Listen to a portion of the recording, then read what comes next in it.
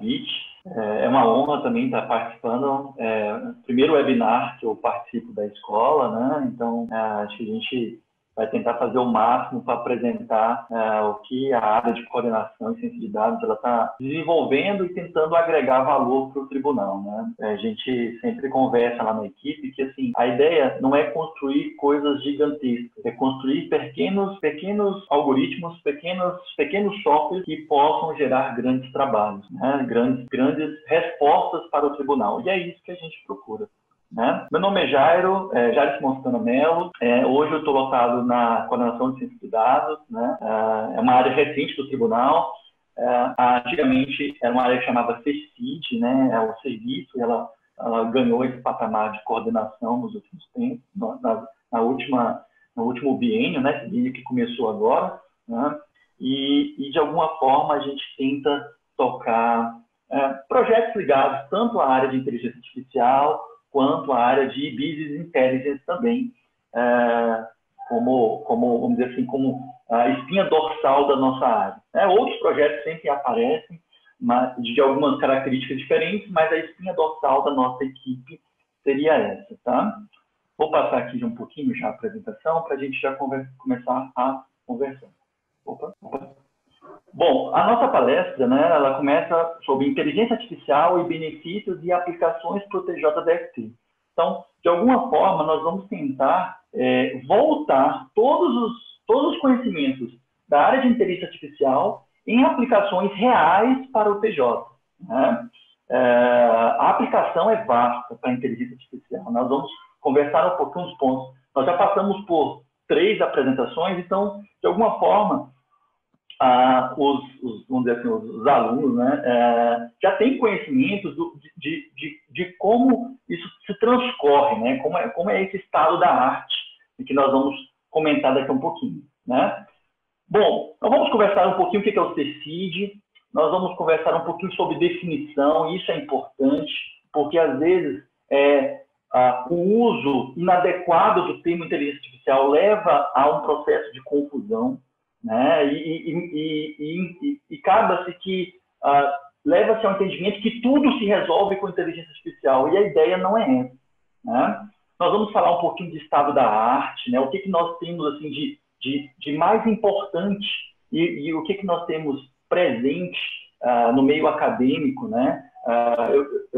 Eu tenho os 2 pés, eu tenho o pé no serviço público, tenho o pé também na área acadêmica, né? Então eu tento mesclar essas 2 áreas em termos de ambiente. Tá? Vamos conversar um pouquinho sobre Machine Learning. Esse é um nome que está muito na moda, vamos dizer assim, né? E os cuidados que tem que ter também com a ideia de Machine Learning. E as iniciativas do TJ. São várias iniciativas, né? Vários pequenos projetos, mas que de alguma forma nós tentamos sempre aproximar essa tecnologia que seria de vanguarda e de inovadora para dentro do TJ também. Né? Nós vamos conversar um pouquinho do Horus, aonde que o Horus surgiu, uma outra que é recente, que é chamada de WAML, o TOT e o VoxJude também, que é um outro foco também da área do CECID também. E outras iniciativas, né? E o importante é que nós vamos combinar e vamos conversar um pouquinho sobre isso. E no final eu vou mostrar algumas iniciativas do CNJ, né? O que hoje os outros tribunais estão desenvolvendo e que de alguma forma também podem contribuir com o TJDFT. Bom, a área do CECID, né? Então, a área do CECID é essa área de ciência de dados.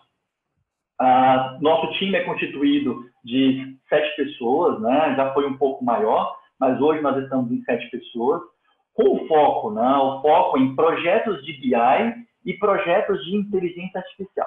Bom, Jair, o que é um projeto de BI? Bom, projeto de BI é que, de alguma forma, nós tentamos organizar as informações para melhor tomada de decisão. Né? Então, por exemplo, aquele painel que nós publicamos recentemente, né, saiu da nossa equipe, que foi o painel do Covid, com apoio da CGCIS e da COSIST, né, mas o projeto, a organização do projeto de BI, quem montou foi a gente. Né? Não sei se vocês conhecem, o selo da Justiça em Números, o XML, que é enviado para o CNJ mensalmente e que qualificou o tribunal como selo diamante, ele saiu da nossa, essas informações saem da nossa equipe para o CNJ. Né? Outros projetos também bastante que trazem alguma contribuição, vamos dizer assim, bem relativamente alta para o tribunal. Né? O DW Juris, que é o banco de dados unificado do tribunal, quem mantém a equipe também. Todo o processo de, vamos dizer assim, de disseminação de informação dos sistemas legados para os sistemas modernos, eles passam na nossa mão também. E fora os projetos de inteligência artificial que nós estamos começando a essa pequena caminhada, né? Essa pequena caminhada, ela iniciou inicialmente no TJ em 2018, né? Em novembro de 2018, com um pequeno projeto e os projetos em cada dia mais aparecendo e gerando valor para o tribunal. Né? Nós, de alguma forma, somos uma equipe pequena, né? Mas buscamos sempre entregar valor nos nossos pequenos projetos. Né? Como já disse, né, meu nome, quem está chegando agora, é Jairo Simão. Eu trabalho no TJ desde 2009. Eu sou professor titular da Faculdade Senac, aqui em Brasília. Né? Tenho graduação em Ciência da Computação, pós-graduação em Sistemas Orientados a Objetos, mestre em Gestão do Conhecimento e Tecnologia, doutorado em Engenharia Elétrica, na área de automação de sistemas, pós-doc ligado na área de... uma área de Engenharia Elétrica ligado à área da saúde, né, processamento. E, recentemente, agora em 2020, eu iniciei um pós-doc voltado à área do direito, né, com orientadores tanto da Universidade de Brasília quanto da UFG também, né, com a ideia de tentar aproximar esse conhecimento que a gente, de alguma forma, vai galgando e vai assimilando, mas tentar aproximar da área do direito também. Né? Com o pouco tempo que eu tenho de tribunal, eu vou conhecendo um pouco da área do direito também, não sou conhecedor dessa área, mas assim, vai chegar uma hora que talvez tenha que ter uma prova matemática, uma prova estatística, uma prova computacional de que uma determinada decisão jurídica aconteceu por um sistema de modo, vamos dizer assim, automatizado, e que de alguma forma requeira essa possível prova. Né? Então, já se preparando para isso, né, já se preparando para esses possíveis questionamentos futuros, eu já, de alguma forma, já decidi antecipar os estudos relacionados a esse processo de integração. Bom, vamos avançar. Entramos um pouquinho, né, no quesito de definição, isso aqui é importante. Né? A inteligência artificial, como um todo, é um ramo da ciência da computação. E ela se propõe a confecção de algoritmos. Confecção de algoritmos de quê? De simular a capacidade humana, raciocinar, perceber, tomar decisões, resolver problemas. Mas a grande dúvida, né, e às vezes o que isso é questionado, é realmente possível que isso aconteça? Né? É realmente possível que exista esse tipo de algoritmo, esse tipo de software, né? Vamos dizer assim, o que nós produzimos no final são softwares. Né? Sim, é possível. Mas é possível no sentido que existe uma probabilidade e uma estatística dessa possibilidade. Né? Por quê? A computação ela não é certa, não existe uma definição, uma tomada de decisão a nível de inteligente com a certeza de 100%. Né? Quem vende isso, softwares que vendem isso, de alguma forma, não estão corretos. Existe, sim, uma representação daquele conjunto de funções, daquele conjunto de dados que te levam, isso aqui é conhecido como acurácia, né? Uma certeza, uma probabilidade. Então, quer dizer o seguinte, não, Jairo, então eu construí um software e que, de alguma forma, eu tive uma decisão de 98% de certeza, de veracidade. Eu posso considerar isso, eu posso tomar decisões a partir dessa probabilidade como certa? Sim ou não? Então, isso fica muito a critério de quem está montando essa área de negócio. Mas um outro ponto que é importante é o seguinte: a inteligência artificial, ela está sendo realmente inteligente ou ela está se tornando uma função meramente programada? Essa é uma distinção muito grande. Muitas vezes a automação não tem nada a ver com inteligência artificial. A automação é um conjunto de passos.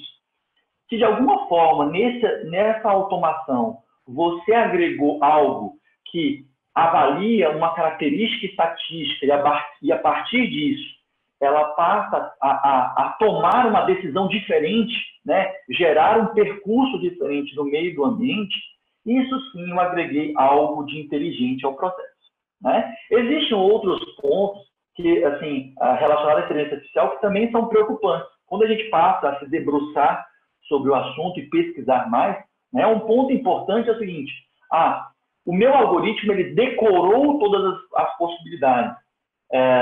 Decorar todas as possibilidades também não é algo bom para a inteligência artificial, né? Sempre tem que ter um limiar de probabilidade, né, que te responda a uma determinada incerteza ou certeza, dependendo do que estiver construindo, né? Então, essa definição é importante de inteligência artificial, porque muitas vezes utiliza-se inteligência artificial para fazer automação e pensa assim, a inteligência artificial é como se fosse um canhão, é uma bazuca, né, vamos dizer assim.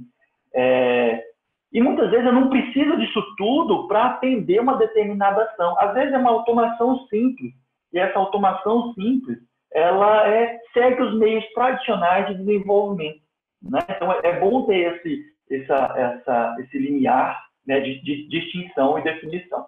Opa, só voltar. Em relação ao estado da arte, né, a inteligência artificial ela já está presente no nosso dia a dia, né, em vários pontos. Recomendações personalizadas na Amazon. Quantos de vocês já entraram a primeira vez que entraram na Amazon? Pesquisei algumas informações. Eu pesquisei o livro do Tannenbaum, pesquisei o livro ali de um livro do Albert Einstein, pesquisei ali um livro sobre direito, e logo em seguida já vem a recomendação de livros relacionados. Então, querendo ou não, existe um software por trás analisando o seu perfil, né? Então, esse é um grande ponto, né? E que, vamos dizer o seguinte, o uso em massa de tecnologia, a disseminação da computação em nuvem, né? Que é outro ponto, a disseminação do processo de armazenamento de dados, né? Armazenamento de dados no passado era algo muito caro, né? Hoje é relativamente barato, né? Vamos dizer assim, barato comparado com o passado, e que de alguma forma, utilizando essas informações no dia a dia, você pode ter vários benefícios, né? Benefícios e malefícios, né, pessoal? Isso aqui também é importante se destacar, né? A informação, dizem, né, e se pregam que a informação é o ouro, né, o ouro do futuro, é o ouro, mas também tem que ter cuidado com a informação também. Outro ponto, né, todo mundo utiliza hoje, antigamente, viajava às vezes com meu pai, e nós abríamos na viagem aquele guia 4 rodas, né, para identificar caminho. Não se usa mais aquilo, né? Hoje todo mundo tem um Waze, tem um navegador, tem um GPS, coloca lá na console do carro e, de alguma forma, vai trilhando, né? Vai trilhando o caminho para você.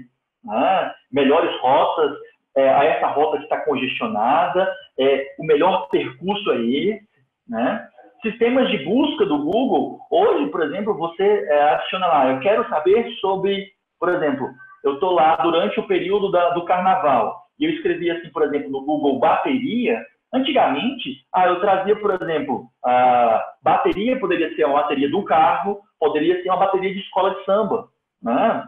Um exemplo. Hoje, durante o período do carnaval, por exemplo, se você escreve bateria, possivelmente, um dos primeiros links que vão aparecer com a correlação de assuntos é a bateria, por exemplo, de escola de samba, né? Um exemplo.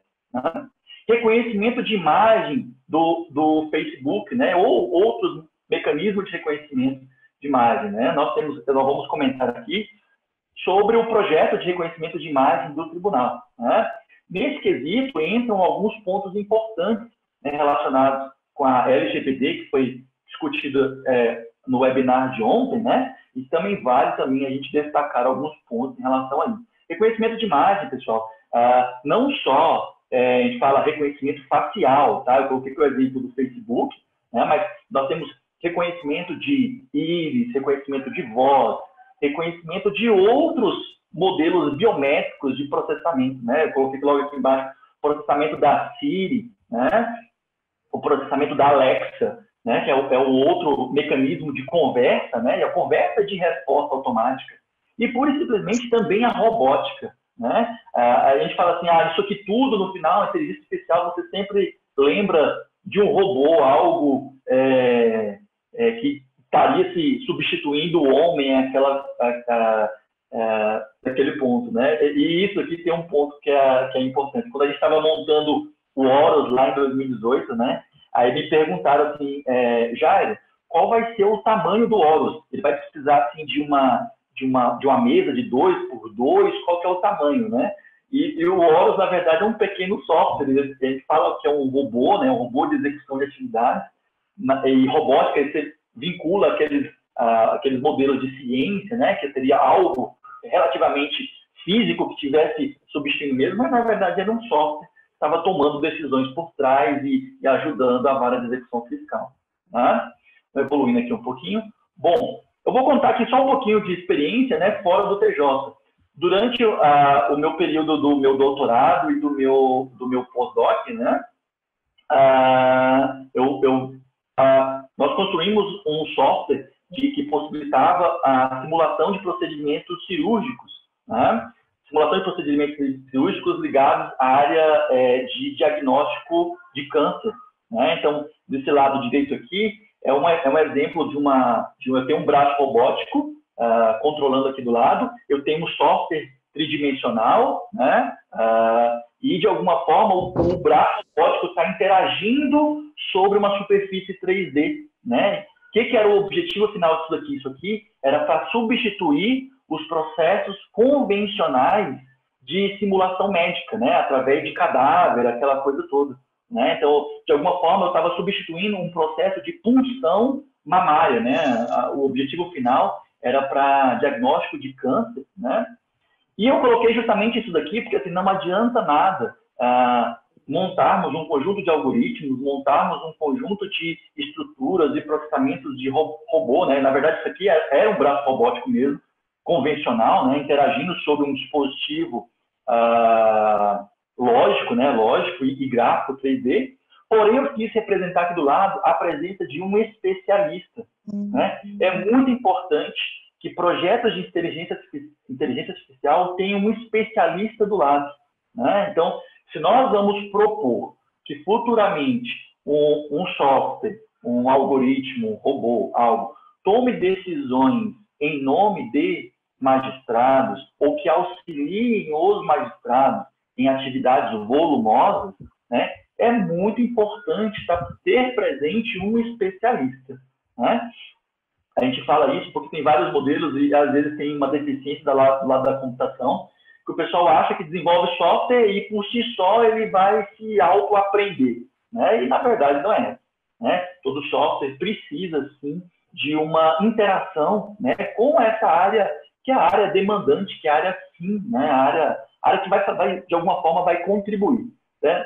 Essa profissional do lado hoje o nome dela chama doutora Janice. Ela é responsável ela tem uma das melhores clínicas aqui de Brasília de mastologia, né? E ela recebe residentes, né? Residentes de medicina na sua clínica, né? E ela utiliza o software, né? Para estar de alguma forma treinando durante um período chamado um período de punção mamária. Ao invés de treinar em um paciente, ela treina no software. Ao invés de treinar num cadáver, que é um processo caro e complicado, né, ela testa num software também, né? O que nós fazíamos, o que nós usamos nesse ponto para a inteligência artificial, era durante o processo de secção mamária, né, eu tenho um algoritmo que corrigia a posição do bisturi, né? Então não deixava de alguma forma gerar problema. Bom, isso aqui é só uma história fora do TJ que eu trabalhei especificamente, né? E a ideia é que nós precisamos, além de ter o lado tecnológico, eu preciso sim de um especialista junto com a área de tecnologia, de uma forma que a gente possa estar conversando, né? Bom, relacionado a... O pessoal pensa em inteligência artificial, né? E, de alguma forma, acha que é uma área muito... é machine learning, aprendizado de máquina. Inteligência artificial é um mundo, né? E, de alguma forma, o que nós, lá do CECIT, estamos tentando passar por todos esses pilares da inteligência artificial e verificando o seguinte: sim, existe aplicabilidade dessa área, né, desse pilar dentro do tribunal. Por exemplo, machine learning tem aplicabilidade? Sim. O que é o machine learning? Né? Conjunto de variáveis que, de alguma forma, no final, né, eu levantei lá, vamos supor, eu peguei as movimentações processuais, eu peguei características dos processos, eu peguei características das partes. Com base nesse conjunto de variáveis, eu vou tomar uma decisão final. Essa decisão pode ser o seguinte, pode ser um movimento processual. A partir desse conjunto de informações que o processo tem, isso aqui eu posso arquivar temporariamente esse processo. Ou eu posso, isso aqui tem que gerar uma certidão especificamente. Então, o importante é que um conjunto de informações, elas vão possibilitar, no final, você elencar qual que é a sua possível decisão para o processo, né? E nisso aqui tem um ponto importante. Eu estava conversando com um colega que trabalha na engenharia também, e ele comentou comigo: Jairo, como é que está o negócio lá? Como é que está o uso, né, da inteligência artificial no TJ? Eu falei: estamos começando com alguns pilotos de tentativa de gerar alguns movimentos processuais de modo automatizado, né? Aí ele falou: Jairo, uma coisa que a gente utiliza, por exemplo, no design de aeronaves, é que muitas vezes eu não posso ter um único sensor, uma única pessoa que gere aquela decisão, né? Então eu pensei, a ideia é legal. Você poderia ter um conjunto de decisões, uma espécie de decisão colegiada, para que no final você tivesse realmente a decisão do processo, né? Então, assim, a gente pode utilizar alguns pontos da engenharia para o lado da área do direito também, para tentar consolidar. Processamento de linguagem natural, né? Processos de tradução, processo de classificação, speech text, né? Nós vamos ver um exemplo que nós temos aqui em aula, que é chamado, denominou de chamado de Vox Judy, seriam comandos de voz para o PJE, né? Então, de alguma forma, eu posso mandar comandos, de alguma forma, esses comandos são interpretados, geram ações sobre o sistema, né? São apenas provas de conceito, mas de alguma forma eu posso gerar sim, uma resposta factível para o usuário final, né? Sistemas especialistas, e aqui um pouco, tem que ter um pouquinho de cuidado, né? O que é um sistema especialista? Quando eu pego, por exemplo, um conhecimento de um especialista, por exemplo, um especialista da área do direito, um especialista da área da advocacia, um especialista da engenharia, e que de alguma forma eu transcrevo aquele conhecimento em um software, né? Um software baseado em regras, né? Eu estou construindo um sistema especialista. No final, ele passou por um conjunto de regras e saiu o resultado. Diferente de inteligência artificial. Inteligência artificial, ele tem sim um conjunto de regras, mas de alguma forma ele tem uma análise estatística sobre a sua possível decisão final. E isso é o que tem que ser diferenciado e que gera um diferencial importante entre essas duas áreas, né? Por exemplo, eu trabalhei um período no sistema, um período de tempo no sistema da SEG aqui em Brasília, né? Eles têm um sistema especialista de engenharia para o controle elétrico, né? Então, se acontecer um determinado problema numa rede elétrica, ele tem um conjunto de passos que vai lá e desativa, né? Desarma um determinado disjuntor de uma rede para evitar um choque, assim vai, tá? Processos de otimização, né? Então, otimização é análise probabilística e redução, né? Então, nós temos um outro ponto, que é o processo de predição, né? Predição de séries temporais, né? É um outro ponto importante nessa análise, né? Nós podemos ter um processo de análise sobre uma série, por exemplo, cotação de bolsa de valores, né? Eu faço análise e faço o seguinte: baseado nas características atuais, quais seriam as respostas para o dia de amanhã ou para o mês seguinte, né? Nós vamos ver uma prova de conceito que nós fizemos em relação a isso, relacionada aos dados da justiça em números. Né? Nós pegamos os dados da justiça em números, ligados à área de violência doméstica, que na época era o que estava sendo bastante pontuado pelo CNJ, né? E fizemos uma análise que eu coloquei disponível também. Tem a parte de robótica que eu comentei com vocês, né? Vamos dizer assim, seria o supra-sumo, né? Que é o ponto final da inteligência artificial, né? Algo que realmente iria substituir o homem de modo no dia a dia, né? E a parte de visão computacional. Visão computacional também é uma parte importante na parte de reconhecimento de imagem, processamento de outros pontos, né?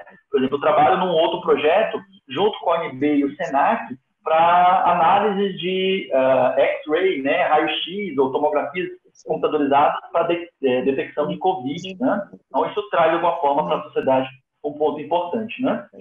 Bom, esse é um ponto importante, né? E um ponto que é um precursor e, de alguma forma, gera essa comutação entre as áreas. Eu preciso ter pessoas com conhecimento da área de dados, né? Eu coloquei exemplo aqui, por exemplo, um Big Data, né? O que a gente tem hoje no tribunal, por exemplo, o DW Juris, que é essa base de dados unificada, é um Big Data? Não, não é um Big Data. É chamado-se de Data Warehouse. Né? Ele unificou os dados com o objetivo de atender a demandas do CNJ, né? Mas eu não tenho associação, por exemplo, com redes sociais. Eu não tenho a rede social configurando um item desse banco de dados. Poderia ser? Não sei, né? Então, assim, na verdade, dependendo muito do que o tribunal deseje, criaria-se um projeto de Big Data, né? Por exemplo, eu quero criar um projeto vamos supor, de endereço unificado. Por exemplo, eu tenho a SEB, tem um endereço, a CAESB, outros órgãos, Secretaria de Fazenda, o TJ tem também. Eu poderia fazer uma espécie de mineração de informações e gerar uma espécie de endereço unificado único de uma pessoa? Talvez sim, né? Tem que estudar um pouquinho. Né? Técnicas de inteligência artificial, e aí é como se fosse uma cadeia, e eu começo do item no interior e propago isso até as demais camadas, né? O Deep Learning são aquelas técnicas mais, vamos dizer assim, mais qualificadas para certos pontos, são técnicas mais robustas, né? Talvez uma predição de séries temporais simples, uma regressão linear, que estariam em outros patamares, é um exemplo mais simples de processamento matemático, mas que, de alguma forma, as camadas intermediárias de Deep Learning, por exemplo, processamento de imagem, que analisa, às vezes, características das tonalidades das cores, características, por exemplo, de filtros, né? Isso aqui está muito escuro, muito claro, não tem borda. Os algoritmos precisam, de alguma forma, serem mais trabalhados. Um outro ponto importante relacionado ao processo de Machine Learning, né, é a análise supervisionada e não supervisionada. Por que isso aqui é importante? Né? Porque se eu tenho lá um conjunto de dados e quero entregar para o algoritmo, falar o seguinte, algoritmo, separa aí para mim tudo que seja petição, tudo que seja certidão, tudo que seja AR, tudo que seja documento de decisão, né? Eu não tenho uma classificação certa no sistema, separa aí para mim, né? Talvez você possa utilizar uma aprendizagem supervisionada, que é o seguinte, eu separei um pouco, vou lá e olho, é o seguinte, esse documento aqui, ele é uma petição, esse documento aqui, ele é uma certidão, esse documento aqui é uma AR. E foi isso que, por exemplo, o pessoal do Vitor, de alguma forma, tentou montar, né, na classificação das informações. Eu tinha especialistas atrelados ao projeto, que, de alguma forma, eles indicavam, né, isso aqui é uma certidão, isso aqui é uma petição, e assim vai evoluindo. Então, a ideia de aprendizado supervisionado não supervisionado é mais você ter presente uma pessoa nos períodos iniciais que valide os dados para você. E essa validação, muitas vezes, traz um resultado muito grande para o projeto. Né? Bom, para que isso aconteça, né, de alguma forma, não posso sair pegando qualquer informação de qualquer jeito e jogando os dados para o algoritmo para avaliar. Muitas vezes, se você fizer isso para um projeto de IA, pegar isso aqui, entregar para um algoritmo, falar assim, se vira, né, a sua resposta, a sua acurácia não vai ser muito boa. A sua assertividade, vamos dizer assim, né? A sua resposta final, a sua estatística de processo não seja boa. Então, ela segue um processo. Muitas vezes, por exemplo, vamos dar um exemplo do que a gente estava vendo ontem, por exemplo. Eu estava analisando alguns exemplos de petição inicial para fazer uma análise de classe e assunto, e a gente estava vendo lá que um monte de dados não tinham correlação nenhuma com o que era realmente a petição inicial, né? Era um dado HTML dizendo assim, ó, anexado o processo. Então, aquilo ali não agregou nada para a gente. Então, esse tipo de informação ela precisa ser retirada do meu, isso aqui é conhecido como dataset, né? O que é o meu dataset? Meu banco de dados de treinamento, né? Então, essa extração, o tratamento, são pontos importantes de todo o processo. Não adianta nada sair treinando modelos de inteligência artificial se não existe essa análise prévia da informação. Os dados que realmente estão presentes naquele processo de treinamento, eles vão contribuir com o algoritmo ou vão prejudicar o algoritmo, né? Então, isso é um ponto importante. Durante o processo de treinamento, e agora passando para a próxima etapa, eu tenho o treinamento e a validação. E o que seria isso? Isso é importante ter esse pequeno entendimento, né? A gente está nivelando, colocando alguns conceitos, às vezes um pouco nebulosos, assim, mas é importante a gente traduzir isso. O que é o treinamento? Eu separo um conjunto de dados que vou submeter ao meu algoritmo, né? Que vou submeter ao meu software. Qual é o percentual? Pessoal, às vezes o pessoal coloca assim, 75% dos meus dados para treinamento e 25% para validação. Mas o que é o treinamento? Eu gerar, de alguma forma, uma robustez, né? Conseguir estabilizar o meu algoritmo em termos de resposta. Mas o que é estabilizar o meu algoritmo em termos de resposta? Eu cheguei ao patamar de resposta de estatístico e de acurácia de 90% do meu software. Significa o quê? Que os outros 25% dos dados que eu deixei separados do meu ambiente, eu vou utilizar para validar os dados, né? Então, assim, o meu conjunto eu segrego em duas porções, né? A porção maior para o treinamento e outra porção para a validação, na ideia de que, de alguma forma, o processo de validação já tenha um algoritmo já robusto. E isso aqui, muitas vezes, a gente se depara com um problema. Muitas vezes você tem o seu dataset, a sua base de treinamento muito pequena. Isso não contribui para o aprendizado do algoritmo, né, para o aprendizado do software. Então, de alguma forma, um ponto importante para a IA é que a equipe, né, a equipe que estiver trabalhando nisso, ela precisa ter apoio, ter acesso à base de dados, aos conjuntos de dados, para quê? Para que o processo de treinamento seja mais eficaz, né? Melhore a acurácia do algoritmo, né? Melhore as estatísticas, né? Muitas vezes o que acontece é que durante o processo de treinamento e validação, eu não testo um único algoritmo, eu testo vários algoritmos ao mesmo tempo. E testar vários algoritmos pode ser de um modo empírico, né? Eu estou testando de modo aleatório, ou eu posso seguir uma recomendação já literária, uma recomendação acadêmica. E essa ideia é importante.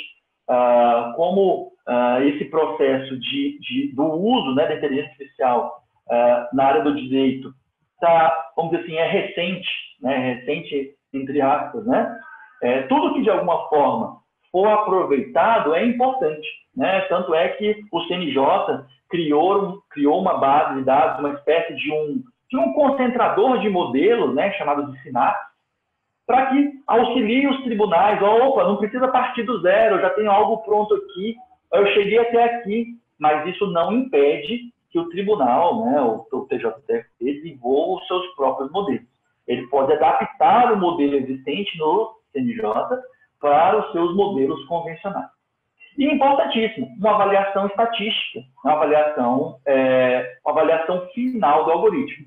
Se no final chegar ao ponto de dizer o seguinte, 90%, Jairo, eu não recomendo que o algoritmo tome decisão por si só, baseado nessa acurácia.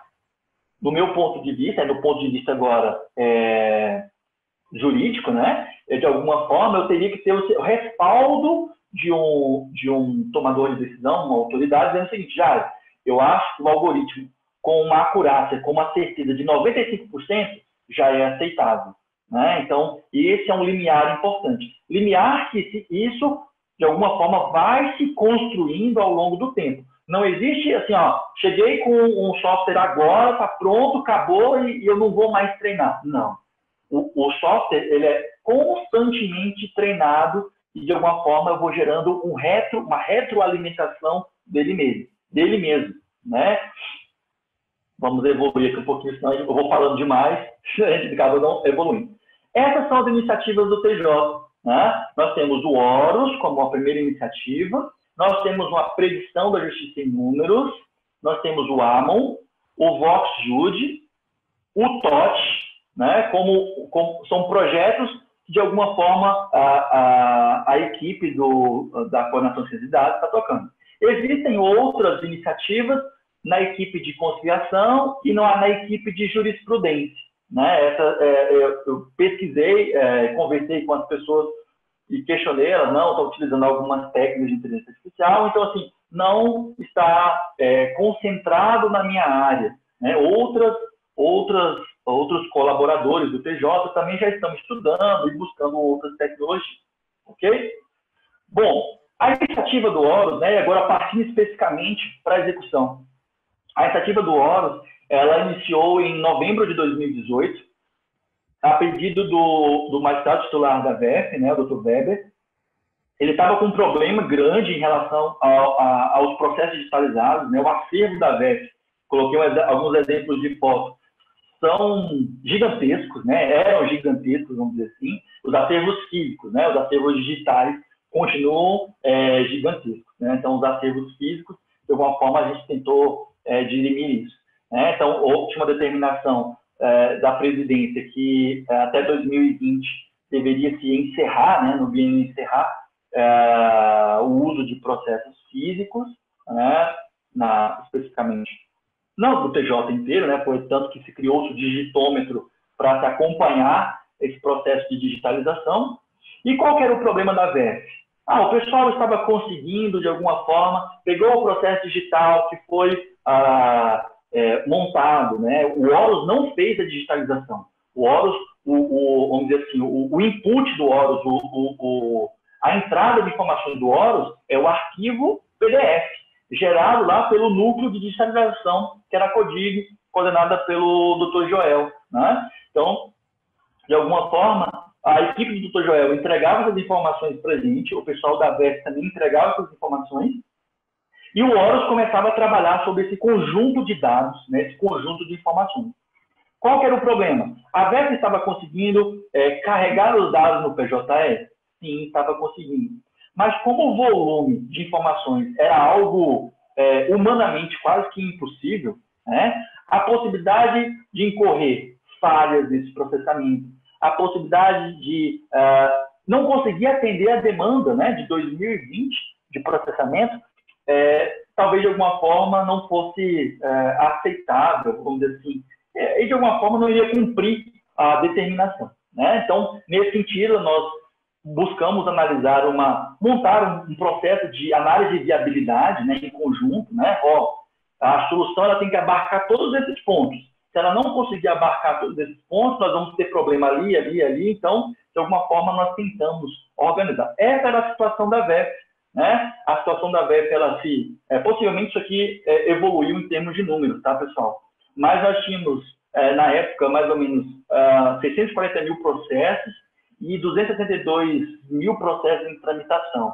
Então, assim, imagine você pegar 272 mil processos e digitalizá-lo de alguma forma, né? Passar por meio digital de modo manual. Né? Então, isso ia gerar estresse, pessoas com problemas relacionados à articulação, né? Tendinite, erros de informação. Né? Só para vocês terem ideia, nós encontramos, durante o processamento do Horus, nós encontramos 34 tipos de procuradorias nos sistemas legais, né? No CTJ gráfico.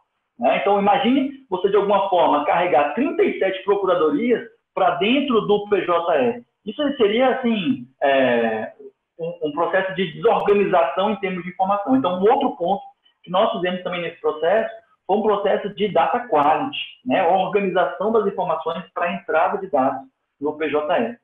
Esse aqui foi o fluxo do Horus, né? O fluxo do Horus é uma cadeia de execução. O Horus, ele tem mais automação do que inteligência artificial. Uma pequena parte do projeto, ela sim teve inteligência artificial, que é a identificação das informações do processo, né? Então, o meu input eram os dados digitalizados de processos da VEF. O Horus recebia essas informações. Pô, Jairo, mas assim, como é que você vai distribuir, analisar as informações se os dados são são PDFs? Eu não tenho informação ali dentro, né? Então, um dos pontos que nós tivemos que fazer foi a OCR, chama-se OCR dos documentos. O que é o OCR? O OCR é transformar os dados, assim, meios binários, o meio PDF, né, que é o costume apresentado, num dado textual. Essa transcrição do dado textual. Por quê? Ali dentro eu tenho o número do processo, ali dentro eu tenho o nome da parte, o CEP da parte, o CPF, eu tenho o valor da causa, né, que é o valor que veio no AR, né? Todas as informações que vinham no modo binário, nós tratamos de alguma forma e confrontamos isso com a nossa base de dados unificados do tribunal, que foi o DW Juris. Por quê? Porque muitas vezes, o que existia? O processo a nível de CISTJ, existiam lá a parte A, mas no documento PDF tinha a parte B. Não estava ocorrendo uma intersecção entre as informações. Então, o fato de não haver essa intersecção, nós deixávamos esse processo separado para uma análise manual da própria vara, eles analisavam e repassavam para a gente ia melhorando os dados de alguma forma, né? Tínhamos o processo de correção e classificação dos dados. Correção e classificação de dados no sentido de que é o seguinte, esse documento aqui, essa origem que veio lá no CTJ é procuradoria, né? Então a gente padronizava os dados de entrada no PJE. Os dados que muitas vezes, nós pegamos mais ou menos uns 45 mil processos da VEF, que nós tínhamos de alguma forma cisão das partes processuais. Quer dizer, eu tinha o PDF gigantesco, gerado lá pela CODIG, mas eu tinha uma outra área que seccionava e gerava o seguinte, isso aqui é uma certidão, isso aqui é uma R, isso aqui é isso aqui, isso aqui. Então, muitas vezes o que estava acontecendo? A pessoa classificava aquilo dali como uma certidão e a hora que você ia olhar o metadado era uma R, né? Então, a hora que eu ia fazer o cadastro disso no PJE, gerava-se problema, né? Problema no sentido da hora que você fosse identificar, isso aqui não é uma R, isso aqui é uma certidão e assim. Então, nesse ponto específico, nós utilizamos um algoritmo de classificação, né, de modo, e de alguma forma foi não supervisionado e depois passou a ser supervisionado, né, esses algoritmos, para tentar identificar esses tipos de documentos. Com a similaridade bem grande com o que o projeto Vitor fez, né, só que com um patamar menor. Se eu não me engano, no projeto Vitor, ele recomendou que no final ele tinha uma análise de 22 tipos de documentos ou de decisões, eu não lembro. No nosso modelo final, nós olhamos só 4 tipos de documentos, né, nessa análise final. E o final disso é o quê? Todos os processos eram carregados no PJE, todo mundo, não só as informações do processo em si, mas as partes, endereços, advogados, de modo organizado e assinado eletronicamente, assinado por um certificado do PJ, né? Então, o Horus, ele passa a ter o nome do tribunal, ele passa a ter um CNPJ e passa a ter um certificado digital atrelado a ele. Então, todos os documentos que eram carregados no PJE iam com o nome de PJ-DST, que fez a sua respectiva distribuição, né? E esse foi um ponto também importante, porque na época existia-se eu não sei se existe ainda, uma central de distribuição, acho que existe, né? E qual que era o problema? Eu ia pegar 262 mil processos, ia jogar para uma central de distribuição, para a central de distribuição pegar e remeter isso para a própria VEF. Nós nós remetemos o processo diretamente para a VEF, sem passar pela central de distribuição, né? Então, assim, às vezes, a possível morosidade que existia nessa unidade, em termos de volume mesmo, nós já passamos os processos diretamente para o órgão julgador, né? E no final, nós organizávamos um legado, né, avisando o seguinte, esse processo agora, que o Horus acabou de processar, ele foi, de alguma forma, digitalizado, então pode dar baixa lá no sistema legado. Isso aqui é importante, por quê? Porque se não fizesse isso aqui, as estatísticas do tribunal, a justiça em número do tribunal, ia gerar duplicidade de informações. Opa, eu tenho um processo lá no CISTJ e tenho um processo tramitando também no PJE.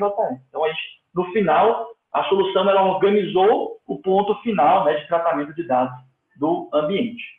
E no final, em termos de resultado, isso aqui foi a VEF, né? A situação da VEF final. Nós começamos ali bem tímidos em termos de processamento, né? Começamos ali com mais ou menos abril, maio, junho, com poucos processos, validando, porque assim, no momento que a gente ativasse como um todo o software, né, poder, se caso existisse algum problema, o incidente seria muito grande. Né? Então, nós fomos validando aos poucos, conferindo, né, foi importante que durante esse processo, conversava com o Dr. Weber, falando assim, Dr. Weber, tendo um tempinho, por favor, vai lá e dá uma olhada nesse processo distribuído lá pelo Horus, para ver se ele está direitinho. Pede a Luciana, pede para a Cíntia, que são as diretoras de secretaria da VEF ainda, para dar uma olhada nos processos, como é que está indo.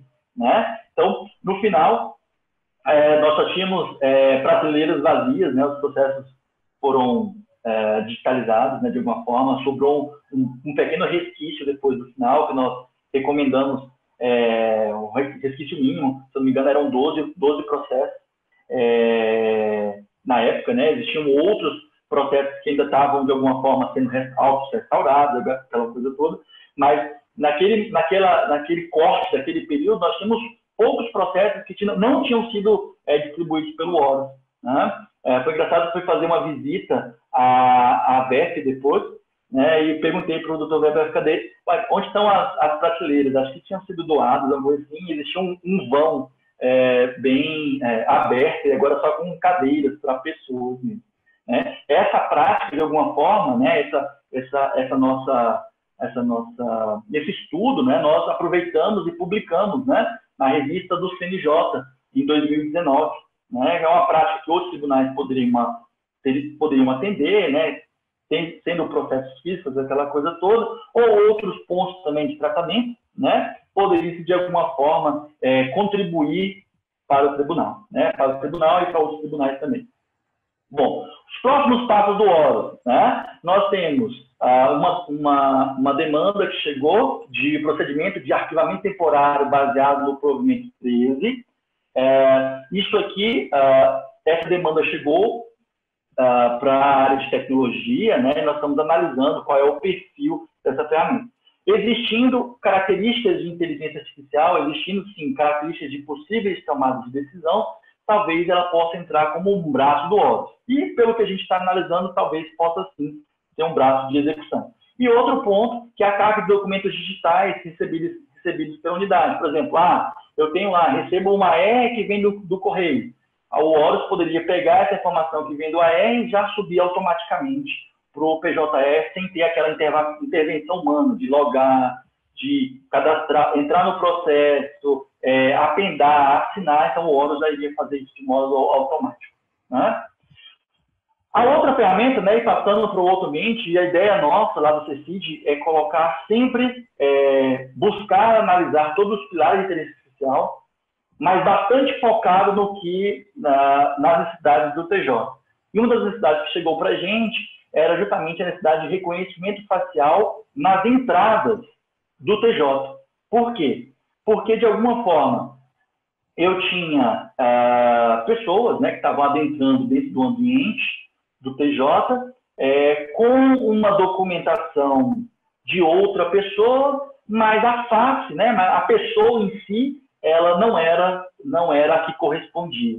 Né? Então, pelo processamento de reconhecimento facial, talvez a gente pudesse mitigar essas informações. Nós tínhamos uma base de mais ou menos 1 milhão de fotos, né? Então nós passamos um período durante o processamento, né, dessa base de dados, organizamos a base de dados, e hoje, né, isso está em produção, o sistema da portaria do TJ, né, que é o CIDEM, ele conversa com o software, né, todas as nossas soluções, elas são baseadas em serviço, então ela conversa com o serviço do Amon e diz o seguinte, ó, tem uma fotografia aqui que acabou de ser retirada. Essa fotografia é de quem? Ah, essa fotografia aqui é do Jairo. E a certeza, qual é a certeza que você tem em relação a isso? A minha certeza é essa.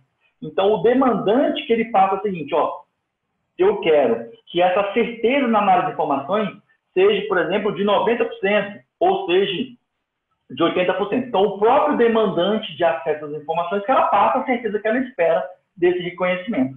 Né? Essa aqui é a interface, né, e essa integração do CIDEM.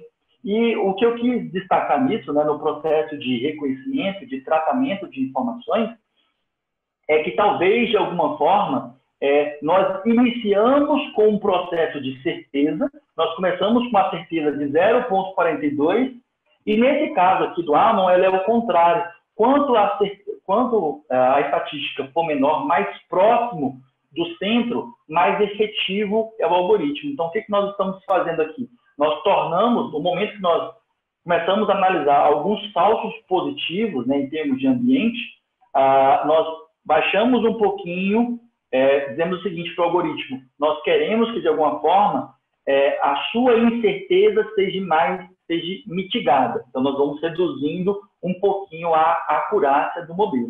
Né? Então, assim, hoje, o CIDEM, ele já conversa, né? É um software em produção e conversa automaticamente com o nosso Amon. Né? Bom, e existe já o ponto de evolução, né? Que é a análise baseada nas câmeras de segurança do TJ. Esse aqui é um exemplo, né? Nós pedimos autorização, ali as câmeras do 6º andar, e nós temos o Amon analisando as streams de vídeo do corredor, né? Então, a pessoa passa pelo corredor e eu identifico a pessoa. Ó, esse aqui, no caso, era o nosso colega Orlando, né? Que é responsável lá pelo PJE. Então, a pessoa passa ali embaixo e, de alguma forma, ela é reconhecida. Isso aqui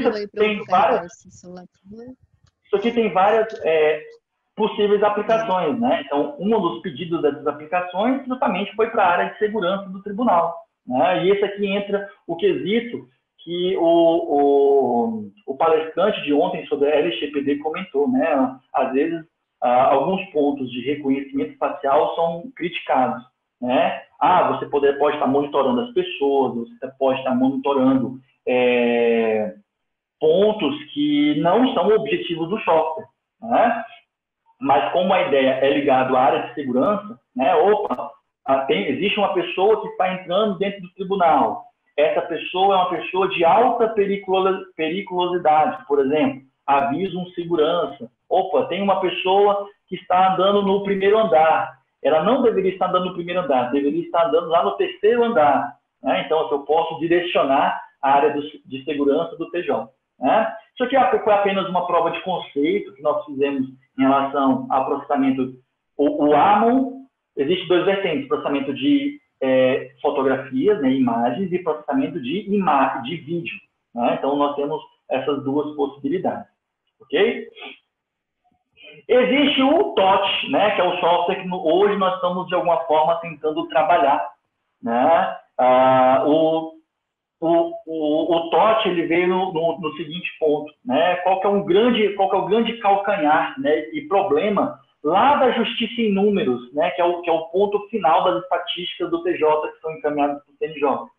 Se de alguma forma o processo ele foi autuado, né, pelo advogado, e o advogado não se atentou nas informações de classe e assuntos processuais, que demanda uma revisão dentro do TJ, né? E tem que ter uma revisão porque se aquele processo não pertencer àquela classe, ele não vai ser, de alguma forma, enquadrado numa variável específica do CNJ. E isso gera bastante trabalho, né? Essa reclassificação de informações. Até um tempo atrás, acho que no biênio passado, nós tínhamos uma área que era responsável por essa reclassificação. Nós tínhamos mais ou menos, acho que, 60 pessoas que trabalhavam nessa área. Essa atividade, até onde o Celso tinha comentado comigo, ela foi repassada para os próprios cartórios, para as próprias áreas. Né? Então, assim, hoje, as próprias unidades são responsáveis por corrigir as informações processuais. E qual que é a ideia do TOT? É avaliando as informações da petição inicial, do advogado, inicialmente nós vamos recomendar as classes e os assuntos do processo, né? Isso vai contribuir com essa atividade que pode ser feita de modo contínuo pelas próprias unidades, né? Ela vai contribuir com o data quality, com a correção de informações do próprio tribunal, né? Vai contribuir com o DataJude. O DataJude hoje é um banco de dados que o CNJ instituiu tem pouco tempo, né? Que no final ele solicita todas as meta-informações do TJ para o ambiente corporativo, para que de alguma forma ele possa calcular por lá mesmo. Eles vão calcular as metas, vão substituir alguns cadastros que são feitos do TJ, vão calcular justiça em números, vão tirar vários relatórios a partir do DataJude. Então, de alguma forma, o TOT, ele estando, vamos dizer assim, imposto, orquestrado lá no início do processo, né, no processo da análise da petição inicial do advogado, ele pode contribuir com a organização e com essas metas de informações que vão ser encaminhadas pelo TJ, só que de modo automático, né? Automático, a gente fala o seguinte: no final eu vou ter um dado que depois, de alguma forma, passou por um crivo tecnológico. Agora, vamos dizer assim, o colaborador pode ou não aceitar aquela recomendação. Isso acontece mesmo, né? O software olhou aquela informação, o software ele não tem, isso que é o grande ponto, o software ele não tem uma certeza de 100%. Eu posso ter, sim, um falso positivo, e esse falso positivo, assim, ele é tratado, né? Então, um ponto importante é que o software, o algoritmo, ele vai aprendendo ao longo do tempo, né? Bom, e esse aqui é o ponto de organização dessa informação, né? Entre ali a petição inicial, o cadastro, a autuação e o processo de distribuição, eu tenho uma recomendação do TOT. E a ideia é que analise essas informações processuais e eu gere essas metas de informações que são importantíssimas para as estatísticas do tribunal, né? Quem conhece um pouquinho da justiça em números sabe que a justiça em números ela é, de alguma forma, construída sobre 3 pilares, né? Os pilares de movimentação processual, classe e assunto. Então, de alguma forma, nós estamos tentando construir um software que consiga atender a 2 pilares, né? Existe o pilar que outros tribunais também estão seguindo, que já seria a recomendação da movimentação processual, né? Então, mas eu acho que ainda é um passo bem preliminar durante essa organização. Bom, esse aqui é o exemplo do VoxJude, né? O VoxJude é uma prova de conceito também para o PJE, para a ideia de alguma forma, tentar melhorar a acessibilidade, né? Pessoas que, de alguma forma, não queiram conversar com o software, né? Esse é o grande ponto. Eu vou colocar aqui, vou ver se está compartilhado aqui com vocês, e vou compartilhar aqui um vídeo que nós montamos, que o Thiago montou sobre a execução. Deixa eu só voltar aqui.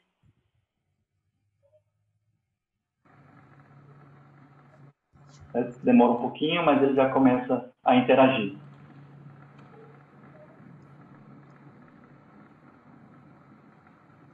Acessar. Eu não estou escutando aqui o áudio, tá?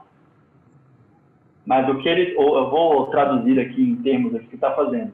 O Thiago, ele está conversando com o software, dizendo o seguinte: autenticar.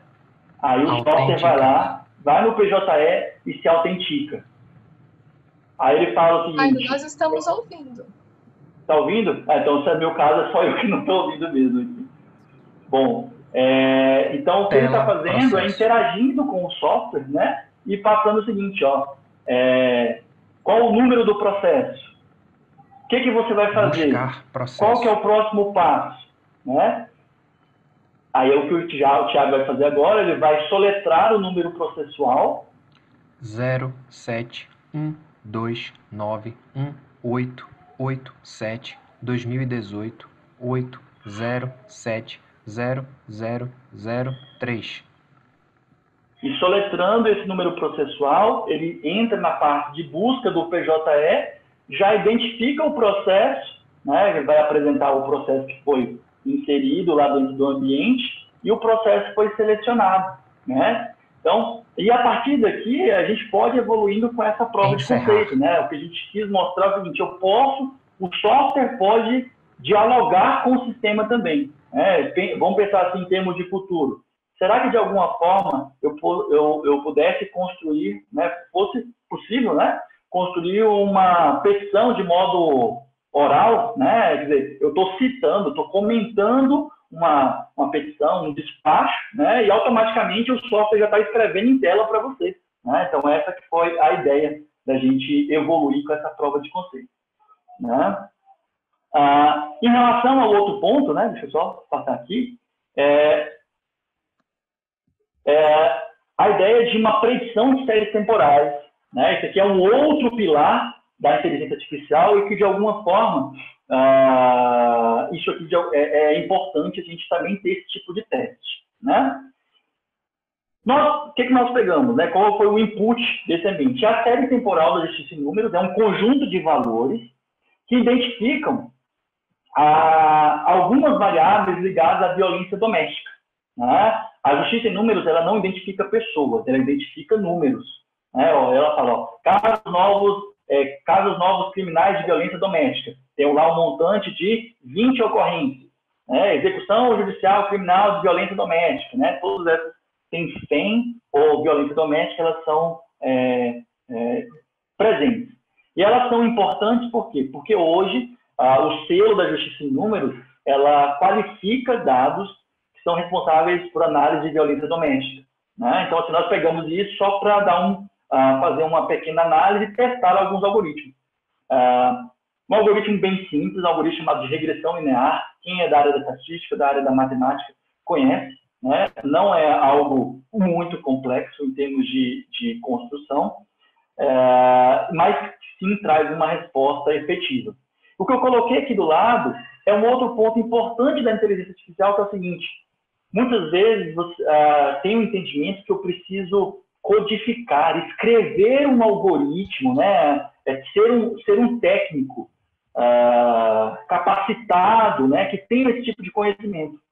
A Microsoft, ela disponibilizou um ambiente chamado Microsoft Azure ML, o ambiente da Microsoft para Machine Learning, aprendizado de máquina. E você pode construir os algoritmos como se fosse um Lego, como se fosse caixinhas, né? Então, assim, eu posso colocar os meus dados, eu posso colocar um tratamento dos dados, eu não faço codificação nenhuma, né? Eu vou associando os algoritmos, testando os modelos, avaliando as condições, e no final eu tenho um processamento. Pô, Jair, então quer dizer o seguinte, que eu vou colocar um software em produção com essa orquestração do jeito que você está me colocando? Não, né, pessoal? Isso aqui, a ideia é que, de alguma forma, você tem uma análise de conceito, né? Eu estou analisando um conjunto de informações e estou esperando uma possível resposta. Se das informações que eu tenho, eu já não obtive uma boa resposta, eu não preciso sair codificando softwares complexos para ter um resultado. Eu posso ter uma prova de conceito com esse conjunto de softwares, né? E o que a gente fez, né? Essa pequena construção é bem simples, né? Você remete as informações da justiça em números, que é pública, para o ambiente da Microsoft, e eu seleciono os dados que eu quero analisar. Eu quero analisar somente essas variáveis de violência doméstica, né? E como resultado disso, o que a gente tem? Essa aqui foi uma simulação, né, das variáveis do ano de 2018-06, né? Eu tenho a variável, tenho o ano e tenho a quantidade desse mês, 06. E nós fizemos a predição e o processamento real, né? A predição é o seguinte: eu sabendo hoje 2018-6, qual é o valor que seria para 2018-07, que é o mês de julho, né? Então, nós colocamos aqui, por exemplo, a variável CN, casos novos criminais, FEM, né? Ela teve uma quantidade de 18, a predição dela foi 15,21 e o processamento real dela foi 14. Então, muito próximo em relação a isso.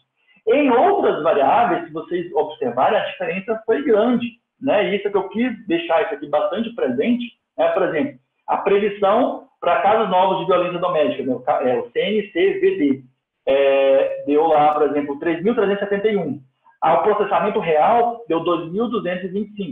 Pô, Jara, a diferença foi grande, né? Eu estou olhando ali, tem até um dado negativo, né? O que nós precisamos fazer para melhorar essa informação? É justamente submeter o algoritmo a mais dados, né? Ou talvez agregar outros algoritmos para tentar melhorar um pouquinho a acurácia, né? Então, nesse caso, foi somente só uma aposta, uma prova de conceito, apresentando e analisando esses dados, tá? No final, eu também, nós estamos chegando já a quase 1h20, né? E vou deixar um pouquinho de tempo depois para que a gente possa conversar um pouquinho sobre os possíveis passos, né? Eu quis deixar dois últimos slides, né? Como iniciativas do judiciário, né? Então, o CNJ, de alguma forma, o TJ hoje faz parte do projeto Sinapse, né? Ele contribui com o projeto Sinapse, né? Logo depois eu vou apresentar para vocês o documento do CNJ que confirma essa contribuição em termos de estudo, em termos de processamento, né? O que o CNJ fez? Vários tribunais, de alguma forma, estavam pesquisando inteligência artificial, de modo totalmente descentralizado. E o que estava acontecendo é que o mesmo tribunal estava fazendo o mesmo software, né?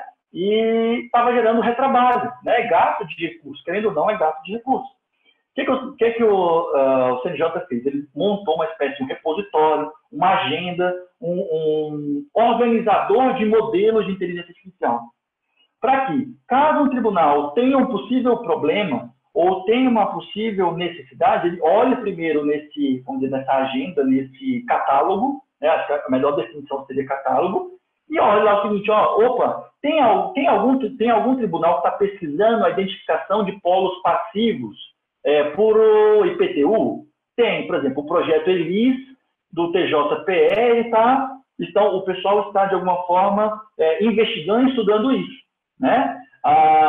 Predizer o perfil da petição inicial, né? E esse aqui eu quis colocar, porque assim, você olhando, parece muito com o software que a gente está montando, o TOT, né? Mas eles estão, de alguma forma, analisando identificação de atos normativos no processo. Então, eles querem identificar artigo, inciso,